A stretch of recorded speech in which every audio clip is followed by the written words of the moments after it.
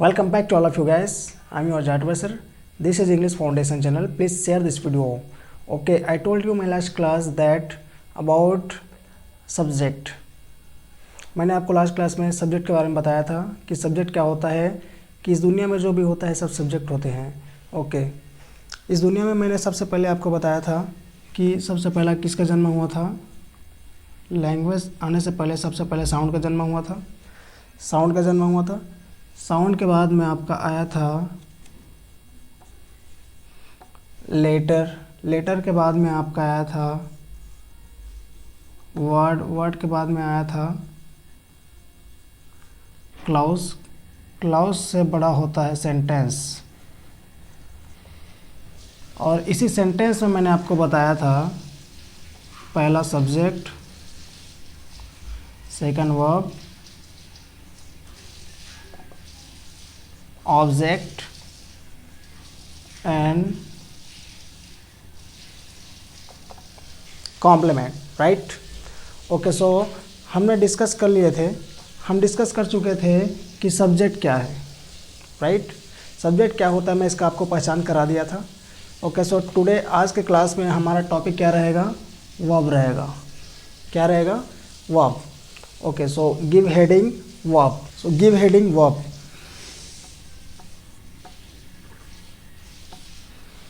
ये क्या है, वर्ब है. वर्ब क्या होता है.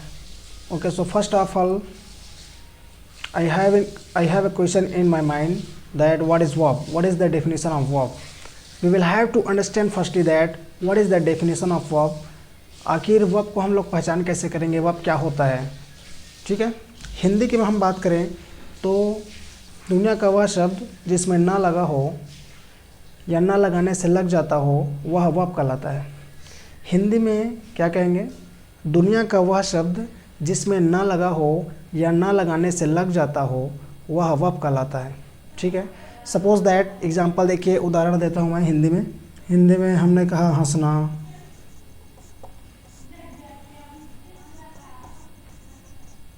रोना, जागना, उठना, ये सारे क्या होते हैं, वर्ब होते हैं. ठीक है. यानी कि इस दुनिया का वह शब्द जिसमें ना लगा हो या ना लगाने से लग जाता हो वह क्या कहलाता है, वर्ब कहलाता है हिंदी में. यानी कि हम हिंदी डेफिनेशन उसके समझ गए. अब व्यक्ति आता है, वो बोलता है कि सर आपने कहा सर कि यदि किसी वर्ड में ना लगा हो तो वह वर्ब कहलाता है. तो उसने कहा सर करीना. क्या कहा उसने, करीना. उसने कहा सर पटना. तो हमने क्या कहा, सर करीना में और पटना ये दोनों वर्ड क्या होते हैं. क्या इसमें हमने ना लगाया है, नहीं. देखिए ये जो करीना है इसमें हमने ना नहीं लगाया, जन्मजात ना लगा हुआ है. ठीक है. जन्मजात इसमें क्या लगा है, ना लगा हुआ है. और Kareena, Kareena is a name of person. Kareena is a name of person. Kareena किसी व्यक्ति का नाम है.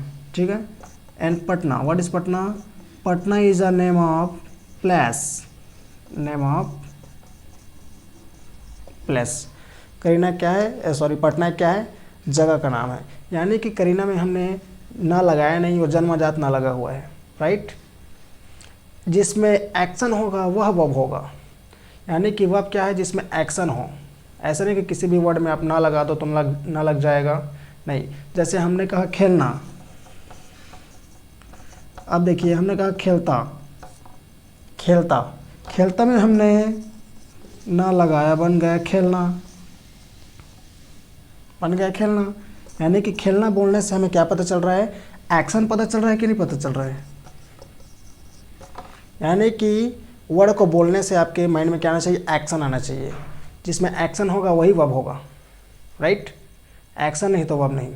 अब इंग्लिश की बात करें तो हिंदी में तो हमने समझ लिया जिसमें ना लगा हुआ वर्ब होता है. लेकिन इंग्लिश में इसकी डेफिनेशन कैसे दें. यानी कि वर्ब शोज,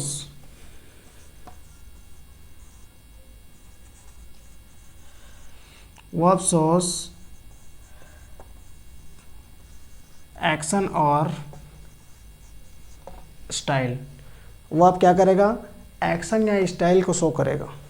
ठीक है, वर्ब कैसे समझोगे आप इंग्लिश में, एक्शन जिसमें एक्शन होगा, जिसमें स्टाइल होगा, वह वर्ब होगा।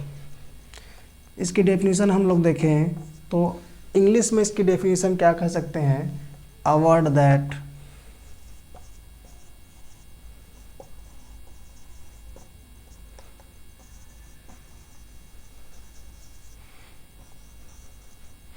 stands for doing or being something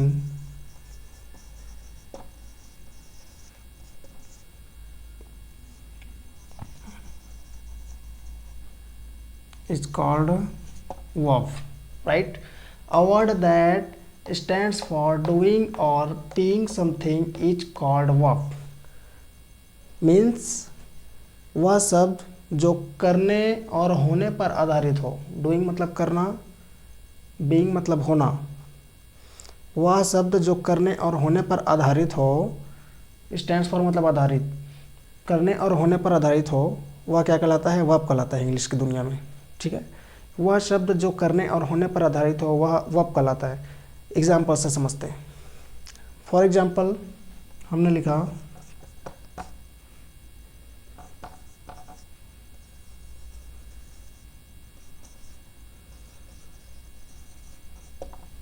he goes to school, he goes to school. देखिए ही क्या है आपका, ही सब्जेक्ट है, सब्जेक्ट हमने पढ़ लिया था। ये वर्ब क्या है, ये गोज़ क्या है आपका, वर्ब है। ठीक है, अब इस गोज़ में अब बोलिए ये जो आपका डूइंग है कि बीइंग है, ये कैसा वर्ब है, डूइंग या बीइंग, यानी कि यह जो वर्ब है इसमें एक्शन पता चल रहा है कि नहीं चल रहा है, क्या काम कर रहा है, जो ही है वो जाने का काम कर रहा है। कहाँ जाने का, स्कूल जाने का, यानी कि जाने का काम किया। तो बीइंग वर्ब है कि डूइंग वर्ब है, यानी कि वर्ब होते हैं दो तरह के, या तो वो डूइंग का काम करेगा या तो वो बीइंग का काम करेगा, तभी आपको पता चलेगा कि वह वर्ब है। इसमें एक्शन पता चला, तो एक्शन पता चला होने का या फिर करने का, तो जाने का काम किया मतलब वो डूइंग वर्ब है, डूइंग वर्ब। ठीक है, डूइंग वर्ब। सेकंड एग्जांपल देखते हैं हम।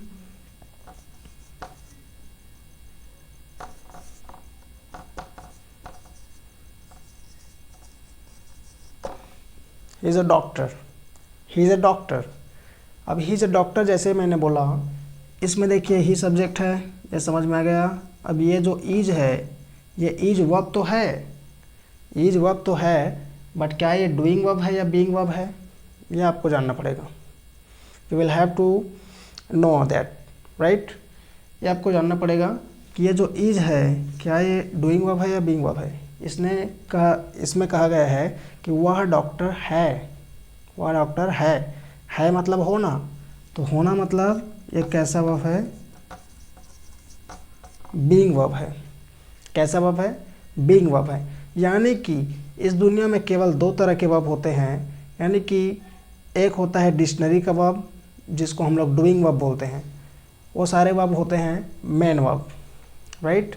और एक होता है डिक्शनरी को छोड़कर जितने भी वर्ब आते हैं वो सब कहलाते हैं आपके ऑक्सिलरी वर्ब या हेल्पिंग वर्ब। ठीक है, वो इंग्लिश की दुनिया में केवल कितने होते हैं, टोटल 24 होते हैं। और उस 24 को छोड़कर जितने भी वर्ब बच जाते हैं वो सारे के सारे डूइंग वर्ब कहलाते हैं, मेन वर्ब कहलाते हैं इंग्लिश की दुनिया में। हमने कहा वर्ब दो तरह के होते हैं, या तो डूइंग वर्ब होगा या तो बीइंग वर्ब होगा, राइट, या तो करना वाला या होना वाला। ठीक है, अब देखिए वर्ब डूइंग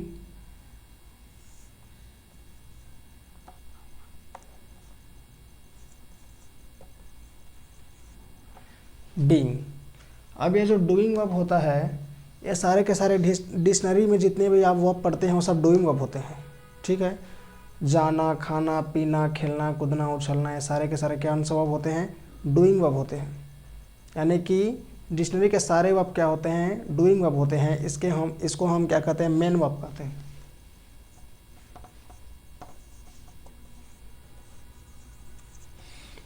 कौन सा वर्ब कहते हैं इसको, मेन वर्ब कहते हैं। ठीक है, और एक होता है बीइंग वर्ब।